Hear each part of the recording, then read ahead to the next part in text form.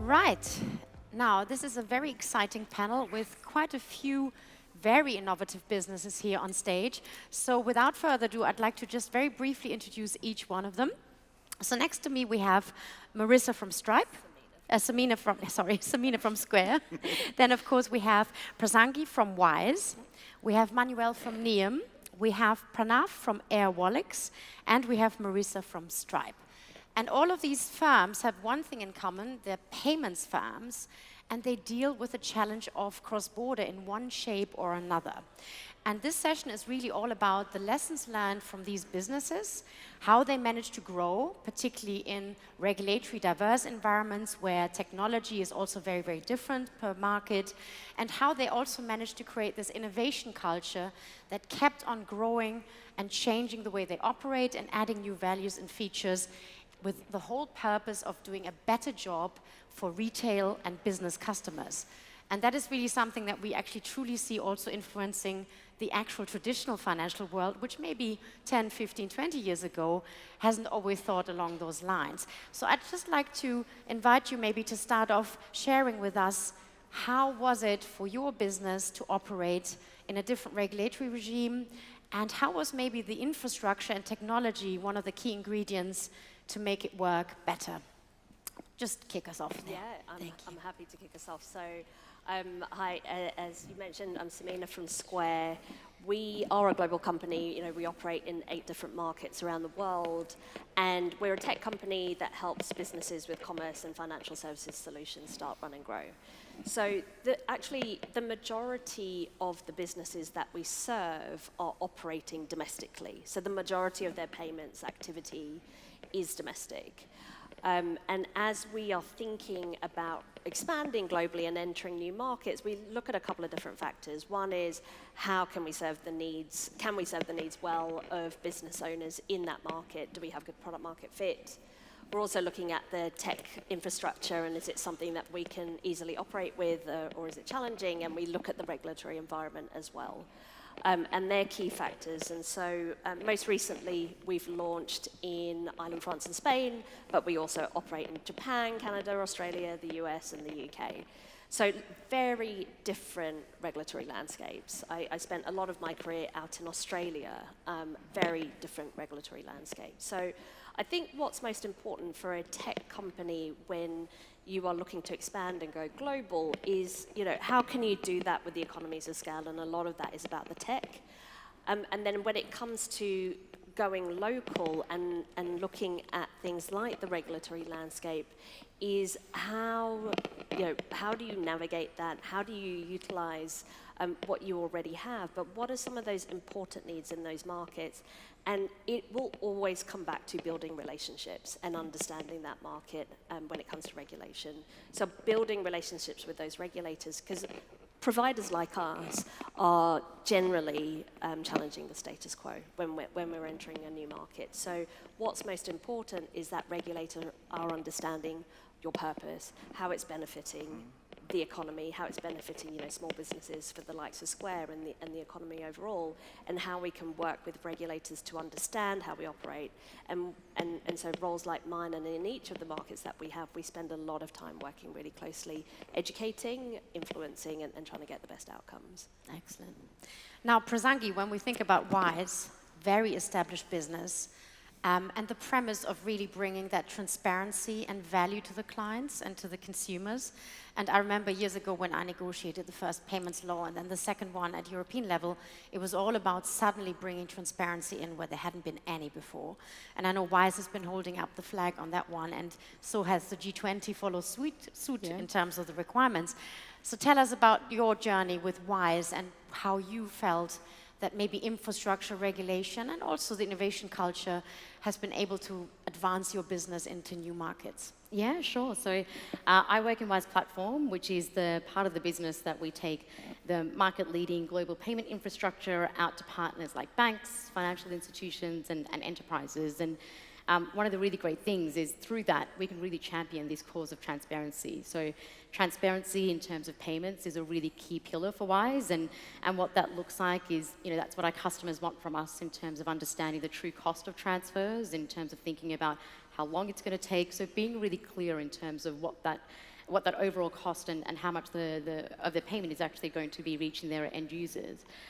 Some of the really great things that we've been able to do within Wise platform is to be able to bring transparency into the market through these bank partnerships. So partnerships like Activo that we've launched here in Portugal, as part of their flow, they're able to demonstrate not only price transparency in terms of exactly what the customers are being charged, but they also have a link to our comparison calculator, which shows what other lenders are charging them.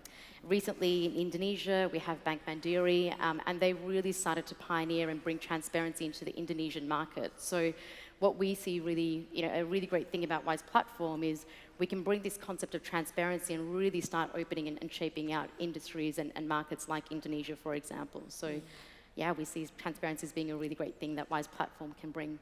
And it's a great example already to see that whilst initially some of your businesses might have started out on the premise of competing with incumbents, what we actually start to see that it becomes more of a partnership. And if banks finally realize that in certain areas they maybe don't have that core competence, but they don't want to lose their clients because there's more choice in the market, we suddenly see those business opportunities arise as a win-win for all sides, which I think is a great example. Right, well, moving on to Manuel. Nium, explain a little bit for anybody who doesn't know what Nium does. What's your business do, and how did you find challenges or opportunities of expanding your business, particularly with that cross-border lens? Happy to do so. Thank you very much. Yeah, I work for Nium. We've built like a global payments real-time infrastructure, enabling businesses to collect money, convert money, and disperse money globally in a way a similar infrastructure than the one of Wise or Airwallex with its differences. Great, I guess, proof that we are all sitting here, which proves we're solving a problem. And this problem is nowadays still like sending money across borders. And as of now, if you want to send money from A to B, you don't know how much money will arrive, you don't know when it will arrive, and there is no transparency around the fees which are deducted. And we are also in this business to help fintechs, traditional banks, and it's nice that you mentioned the competition with the existing banks, because we talked before a bit about it. We can't without them, but we are improving for them, and we're putting a layer on top of them, which is helping everyone in the ecosystem to improve. And yeah, that's what we're doing. And regarding the challenges, our business is like, we started in Singapore in a quite complex region. Asia Pacific is very fragmented. We are licensed there in different jurisdictions. And we then moved to the West, moved to the US first, and are present in the UK and Europe since 3 to 4 years.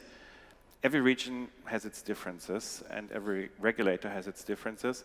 They're all complex. I think you can't really say there is an easy regulatory setup. And the challenge, I guess, for a truly global business is to prioritize and to see where to go, what to do first. And this is also the challenge for smaller businesses, by the way, just like to really prioritize what to do first, where to focus. And in the best case, you are in close contact to your partners, to your customers, and to your employees in order to know where to focus and where to prioritize. And again, so in terms of lessons learned, clearly, we're still not in a world where we have regulatory alignment globally, despite these businesses and, of course, value flowing across the globe, quite seamlessly in some instances. And we also don't still have a global payment system, which is something I've been researching probably for 15 years. And I do see different approaches of building such a system. But at the moment, as you rightly say, we have to make do with what we have, underlying correspondent banking. But I guess by injecting this transparency, both from the regulator and from a business practice perspective, as we just heard from Wise, we're actually getting to a point where this can be made more efficient and speedier. And of course, Swift has done lots of innovations around, making sure we see where transactions are so that we can identify the bank that might sit on the funds, which still happens in some instances. And that's obviously the challenge that we have to work with. Now let's move over to Pranav from Airwallex. Talk a little bit about Airwallex and maybe your sets of challenges and how you overcame them in this world of Yeah, payments? certainly. So thanks for having us. Airwallex is a financial and payments platform for global businesses. We help customers collect money, hold money, convert money, and then send and spend that money around the world, both on a first-party basis, but also on a third-party basis as well, to build embedded finance products and services. So we actually started in Australia originally. So Samina definitely resonates with me. We were originally a coffee shop, which is a long way away from being a cross-border payments business. And we've expanded around the world. So we've got 20 offices all around the world and licensed in all sorts of markets as well.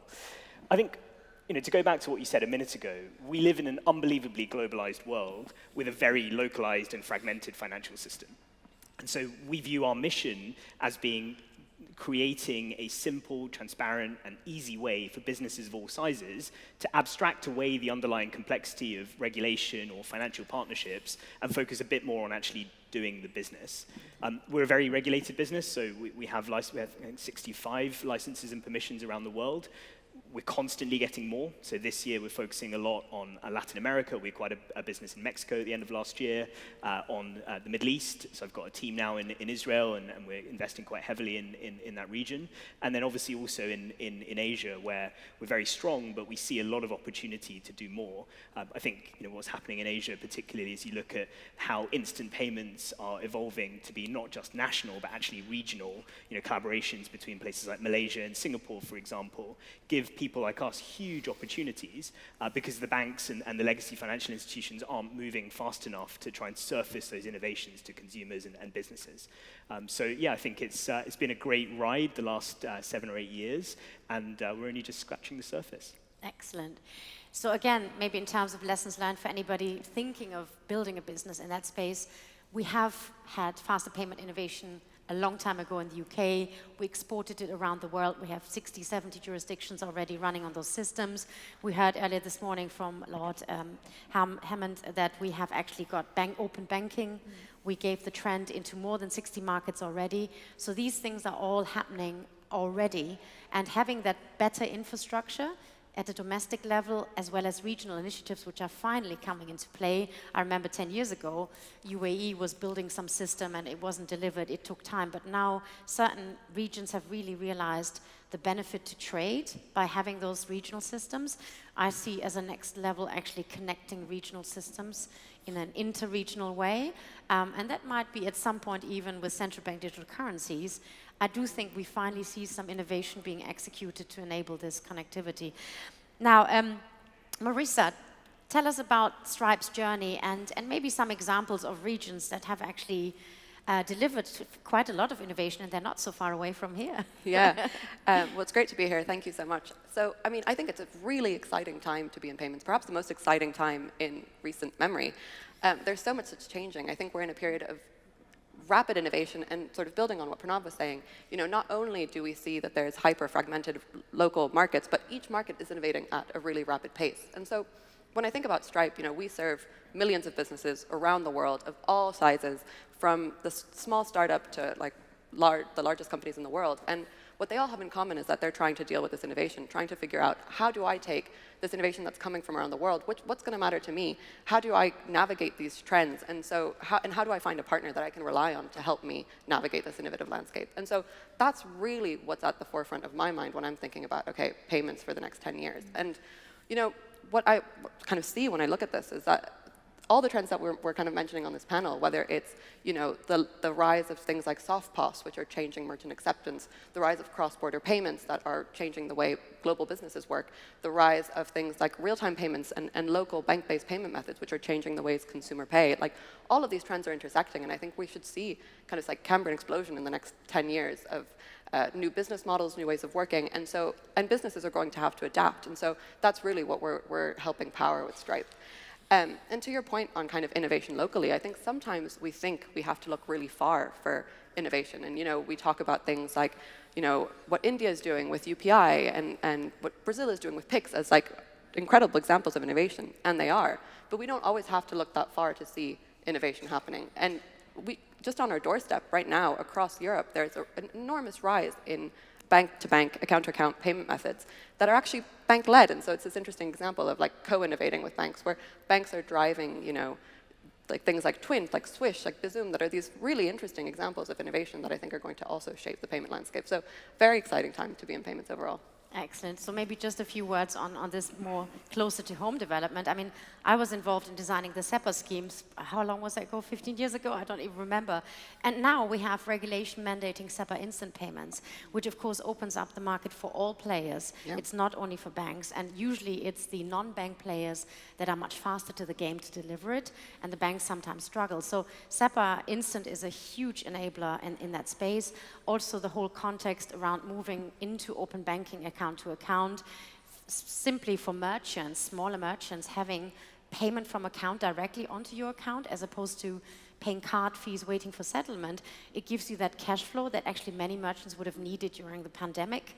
And now people have actually realized, why don't we enable this into a real point of sale application? So I think there's a whole market to be gained in that retail SME space, which is still untapped. And I think SEPA Inst will make a massive jump into that space.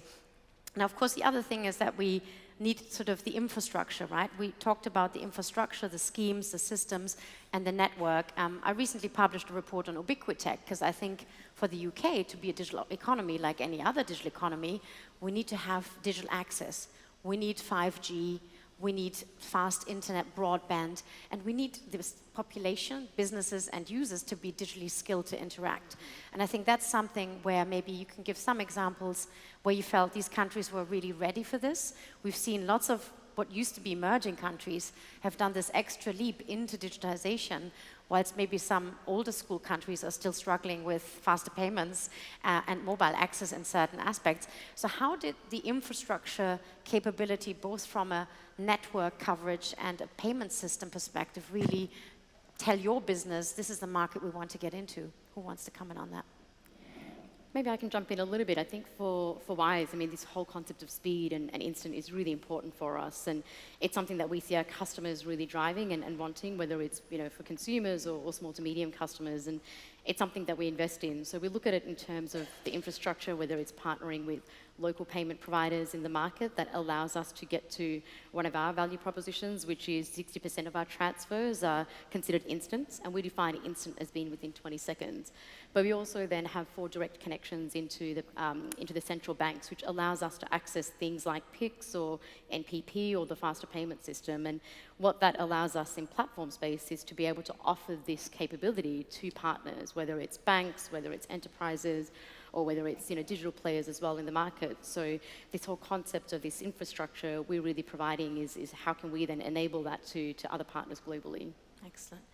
And I know, Samina, you had some examples from Australia, which was one of those markets that actually is small enough to have a really eye-to-eye conversation with the regulator as well as the systems.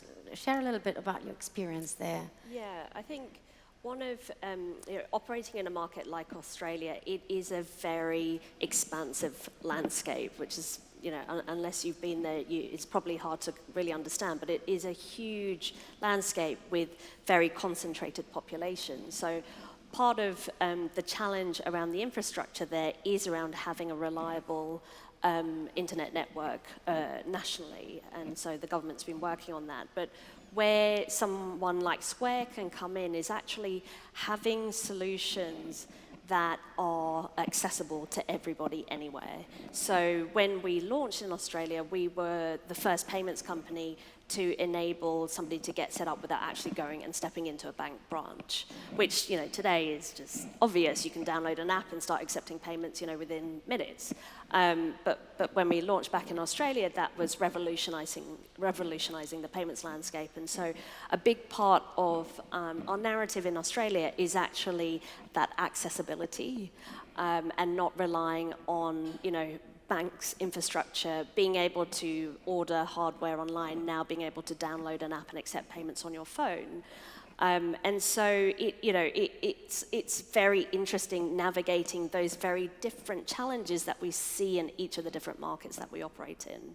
So kind of going back to one of your, you know, other questions is we're not necessarily looking at, you know, the next Australia. You know, we're operating in markets like Japan, where the majority of payments acceptance is actually cash, and, you know, settlement for merchants takes a month.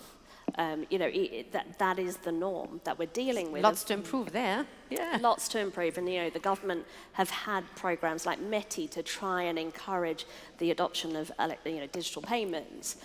So you know, we are looking at those markets sometimes that are very different to ones that we operate in today, so that we can learn, and also looking at markets where we see lots of opportunity as well. Excellent. And maybe just coming back to one thing that was called up by 2 panels earlier, digital identity, being able to identify the different individual and business users as a key ingredient, access to the digital economy, as well as, of course, the innovation culture. We have innovation culture in the UK. We don't have yet the identity we may need to unlock the benefits of the digital economy, but who would like to talk about identity and innovation culture, how your businesses continue to innovate as a method of operating? I mean, just to step in there, all of us in payments are basically in the business of risk. You know, that is fundamentally what we are doing. We're deciding the instances where we believe the trade-off between the risk of doing business and the value of it makes sense to do. And so anyone on this panel who says that we're not innovating in the sphere of identity and onboarding is either not doing something right or not being honest.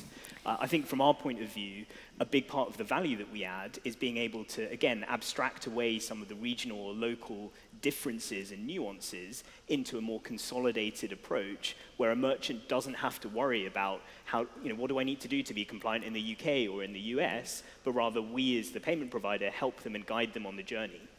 And I think it's one of the big things that's quite interesting when you really dive into payments, which is there are lots of global payments companies who are actually not global payments companies. So they talk a lot about how much they can offer from a regional coverage perspective, but in reality, you can only get access to that if you're a US merchant or if you're doing acquiring with them or something else like that. Whereas our philosophy is a different one, which is to say, we give you access to the primitives of moving money around the world, and then we try and abstract away that complexity of navigating the nuances from a regulatory and compliance perspective that come with it. Yeah. And that's a very fair point, because like being truly global is a massive challenge, as I said before, dealing with different regulators across the globe. But only like this you can take away the burden from a merchant to be truly global too. Yeah. And as you said, global compliance, massive thing. So how can I KYC merchants in Vietnam? How can I KYC merchants across the globe? These things need innovation. These things need own systems, but it also needs like additional innovation coming into play to help there. AI, to use a buzzword there, for KYC, for example. And yeah, we help businesses there to truly globalize. Thank God we got AI into the panel conversation. Was mentioned. And just to say, because I think that is exactly where all of you play a really essential role in the dialogue with regulators, to continue to streamline, because this is about delivering value at the highest potential common denominator rather than the lowest, and the role of technology in each area to bridge those gaps and to see what else can we do to make it a safer proposition where we do not lose money, we create value, and we also know that we're doing the right thing for society, which I think is ultimately what you're all about. So thank you so much. The clock is blinking. I hope you enjoyed the panel. Enjoy the rest of Innovate Global. Thank you.